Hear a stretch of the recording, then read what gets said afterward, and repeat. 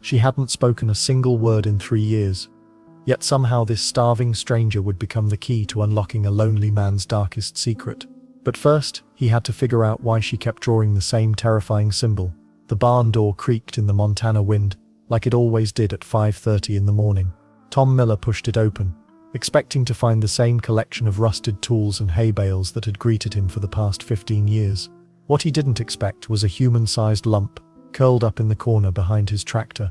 She couldn't have been more than 16, thin as a fence post and twice as still. Her dark hair fell across her face like a curtain, hiding whatever expression might give away whether she was breathing.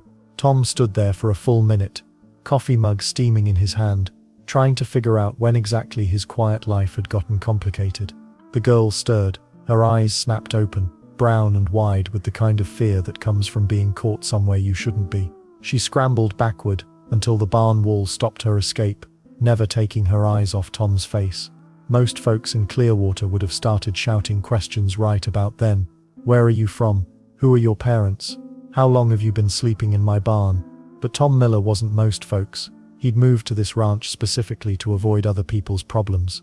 Well, here was a problem that had apparently moved to him. The morning cold bit through the barn's gaps, making the girl shiver in what looked like a jacket 3 sizes too big.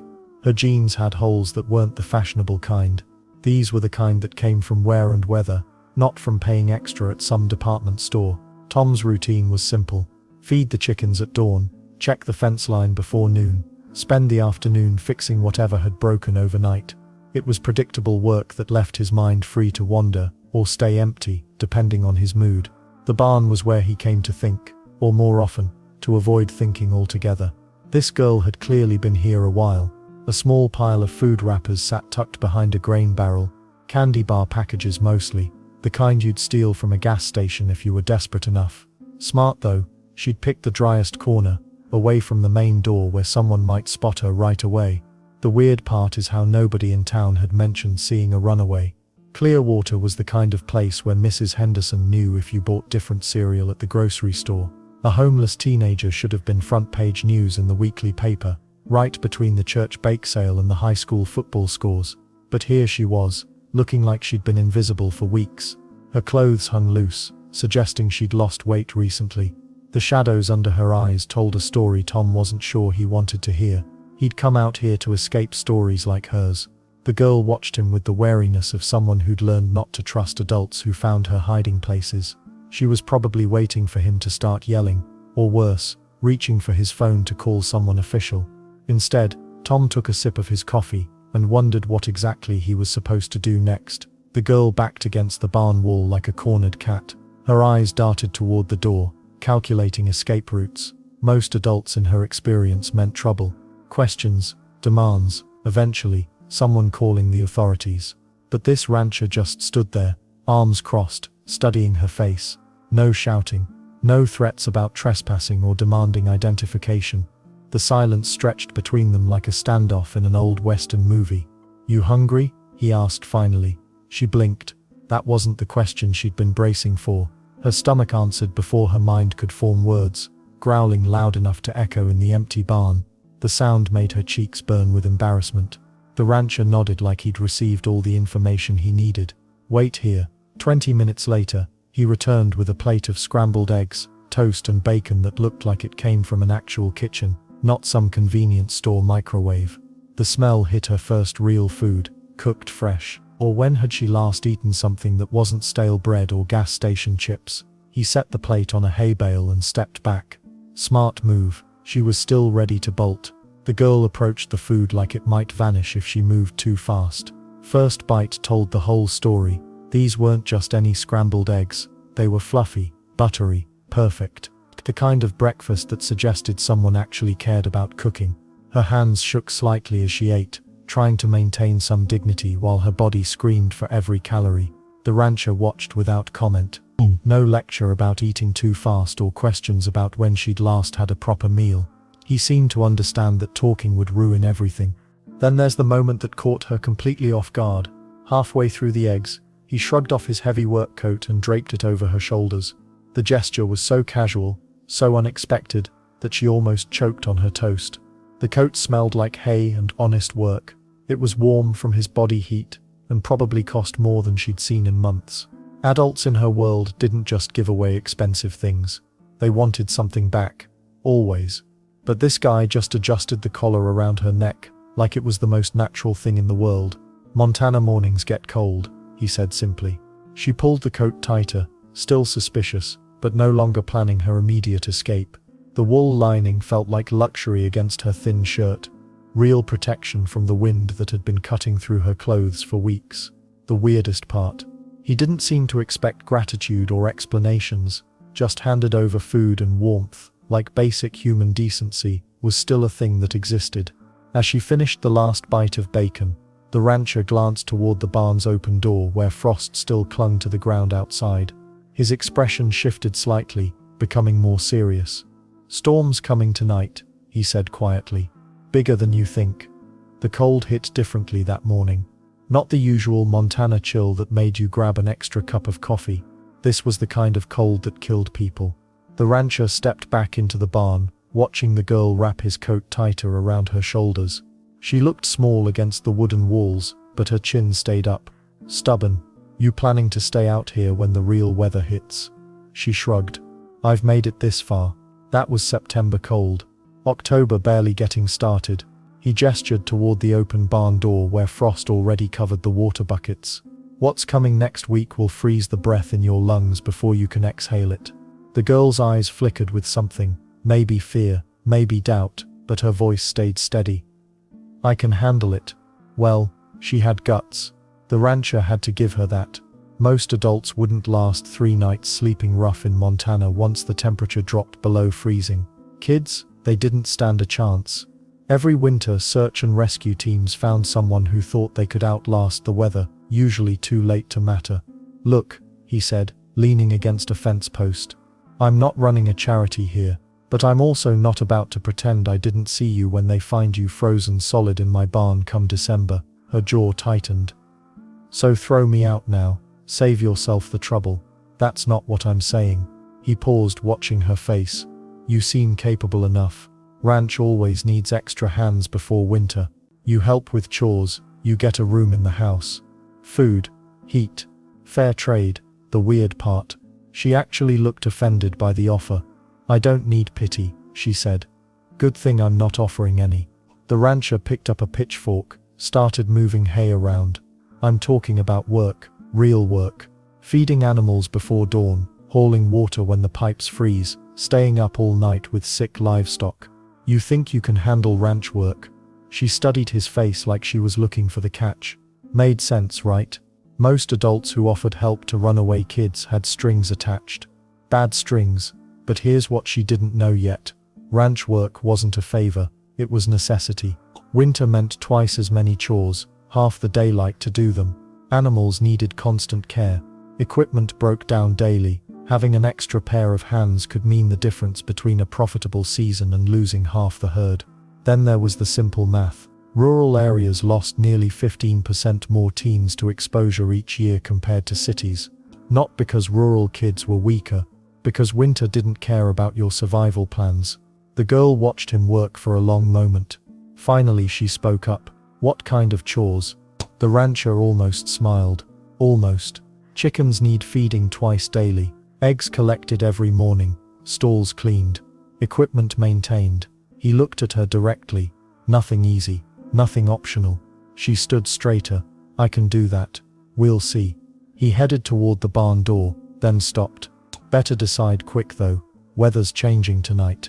The real test was coming whether she stayed or left. The next morning brought something neither of them expected. The girl appeared at dawn without being asked, ready to work. She started with the chickens, a simple task but one that freed up precious time for the rancher to tackle bigger problems around the property. Feeding chickens isn't rocket science, but most teenagers today wouldn't know where to begin. This girl figured it out fast. She scattered grain with the right rhythm, kept the water clean, and even noticed when one hen seemed off her feed. Small details. Smart observations. Then came egg collection. Her thin fingers worked carefully around broody hens who'd peck anyone else senseless. The rancher watched from the barn door, impressed despite himself. She had instincts you can't teach. "Well, The ranch started running smoother. Those 15 minutes he usually spent with the chickens. Now he could fix that loose gate latch. The time she saved him sweeping the porch meant he could oil the squeaky hinges on the barn door. Makes sense, right? But here's what surprised him most. She learned without being taught. Ranch rules aren't written down anywhere. Don't slam gates. Always latch them. Move slow around spooked animals. Keep your voice low. She absorbed these lessons just by watching, like some kind of survival instinct kicking in. Her health started changing too. 3 square meals a day will do that. The hollow look in her cheeks filled out slightly. Her movements became steadier, more confident. Strength returned to her thin frame, and with it came something else, purpose. And the weird part is, their partnership actually worked. No awkward conversations about feelings or long-term plans, just work that needed doing, and 2 people doing it. The rancher hadn't felt this kind of easy cooperation since his daughter helped with chores years ago. Then there's the neighbor situation. Mrs. Patterson drove by 3 times in 1 week, unusual for someone who normally minded her own business. The mailman started lingering longer than necessary, making small talk about how things were going. Word travels fast in small communities, especially when something breaks the normal pattern. Let's not forget that rumors have a way of growing legs in places where nothing much happens. A mysterious girl helping an old rancher. People started filling in their own details. Some figured she was family, others wondered if she was running from something serious. The girl noticed the attention too. She'd duck into the barn when cars slowed down near the property. Smart move, but the rancher could see her getting nervous about staying invisible much longer. Their routine was settling into something comfortable, but comfort doesn't last long when you're living outside the normal rules of society. The girl was getting stronger, more useful, more like a real partner in keeping the ranch running. Problem was, other people were starting to notice that too. The approaching winter would test whether their arrangement could survive more than just cold weather. It would have to survive the attention of an entire community that was growing more curious by the day. The truth came out during a quiet evening when the girl was mending a torn fence rope.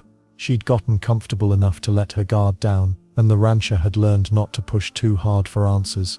But when he mentioned how well she worked with the animals, she looked up with tired eyes and said something that hit him like a punch to the gut.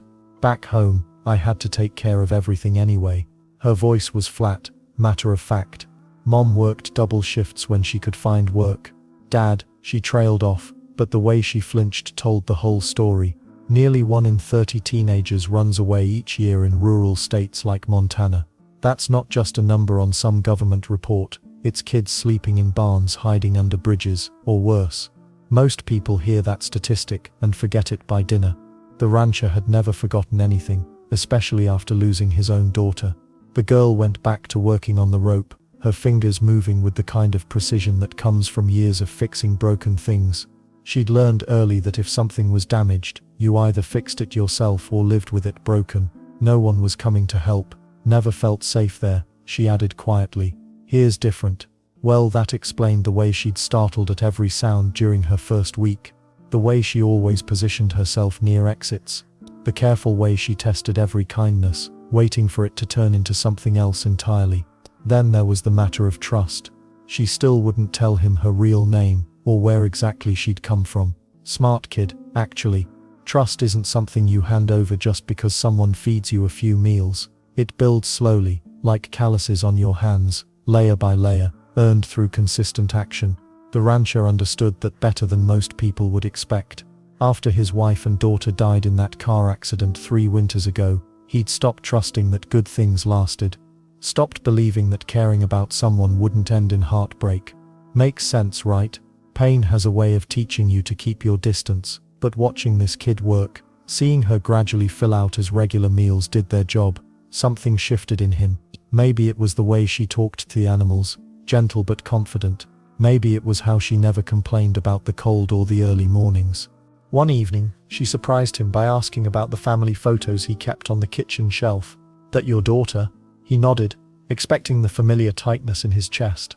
Instead, he found himself telling stories he hadn't shared with anyone, about teaching his daughter to ride, about her terrible cooking attempts that somehow always made him smile, about how she'd wanted to be a veterinarian. The girl listened without offering empty sympathy or awkward comfort. Just listened. the way someone who understands loss knows how to do. But winter was coming hard and fast, and with it, challenges that would test whether this fragile arrangement between them could survive Montana's harshest season. The temperature dropped 20 degrees overnight. Montana winters don't mess around. They hit like a freight train and stick around until they're good and ready to leave. The girl woke up to frost covering the inside of the barn windows, her breath visible in small white puffs. Outside, the wind howled like something alive and angry. Snow piled against the barn doors 3 feet high. The rancher appeared at dawn, bundled in layers that made him look twice his normal size. "Storm's getting worse," he said, stomping snow off his boots. "We've got problems." The sick calf they'd been watching had taken a turn for the worse during the night. Its breathing came in short, labored gasps. Without proper warmth, it wouldn't make it through another freezing night. The girl didn't hesitate. She grabbed every spare blanket she could find and helped drag space heaters into the barn. What happened next surprised them both. While the rancher dealt with frozen water pipes and emergency repairs, she took charge of the calf. She mixed warm milk replacer every 2 hours, rubbed its legs to keep circulation going, even sang to it, something she hadn't done since she was little. "You know what you're doing," the rancher said, watching her work. She'd been up all night, refusing to leave the calf's side. Her dedication impressed him. This wasn't just helping out anymore. She'd become essential. The storm lasted 3 days. 3 days of brutal cold, endless chores, and survival mode. They developed their own system without even discussing it. He'd handle the heavy lifting and repairs. She'd manage the smaller animals, and keep the barn organized. When exhaustion hit, they'd switch roles seamlessly. Then there's the weird part about extreme weather. It strips away all the pretense. No time for awkward silences or careful conversations, just action and teamwork. The girl stopped being defensive. The rancher stopped walking on eggshells around her. During the quiet moments between chores, huddled near the space heater with steaming cups of coffee, something shifted. She started talking about things that mattered, not her past, that stayed locked away, but her thoughts about the future. College maybe, a job working with animals, dreams she'd never dared voice before. "You're good at this," he told her on the 3rd morning, watching her bottle feed the recovering calf. "Really good." She smiled, the first genuine smile he'd seen from her. The calf nuzzled her hand, looking for more milk. Outside, the wind had finally calmed, and patches of blue sky showed through the clouds. But storms have a way of bringing more than just snow and cold. Word travels fast in small towns, especially when something unusual catches people's attention. While they'd been focused on survival and saving livestock, neighbors had been talking. Questions were being asked. Phone calls were being made. The girl had proven herself during winter's worst test, but her biggest challenge wasn't going to come from the weather. It was coming from people who thought they knew what was best for everyone else. 3 weeks after the storm, Jake Morrison showed up at the rancher's door with his clipboard and official county badge.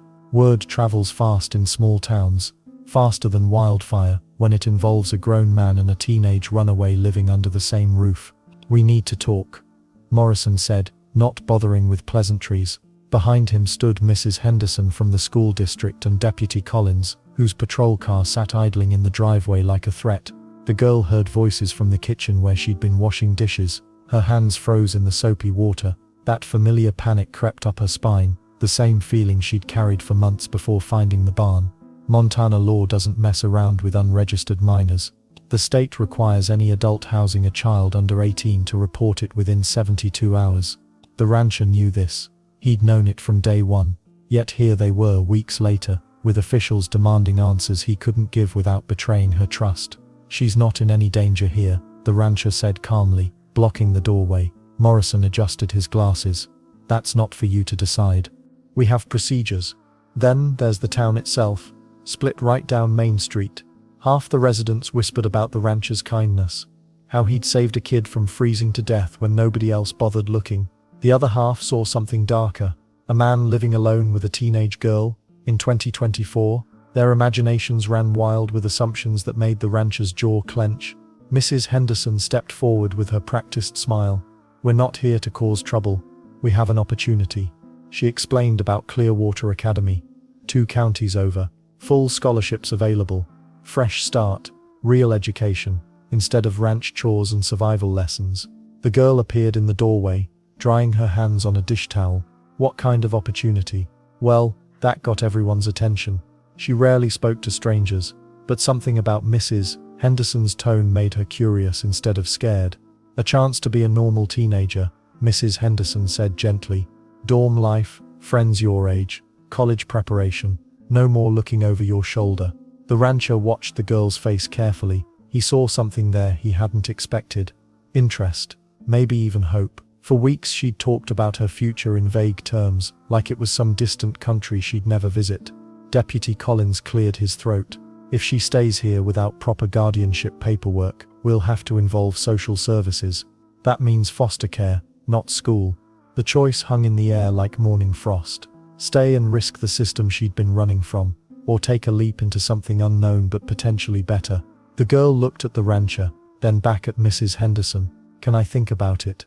Of course, Mrs. Henderson said. But we'll need an answer soon. After they left, the barn felt different somehow, like change was already creeping in, whether they wanted it or not. The girl had decisions to make, ones that would determine if this winter refuge became something more permanent or just another stop on her journey. The school letter sat on the kitchen table for 3 days before she touched it. A chance at something normal, real classes, kids her own age, maybe even friends who didn't know her story. The rancher watched her stare at it during breakfast, saying nothing. He'd learned when to push and when to let her think.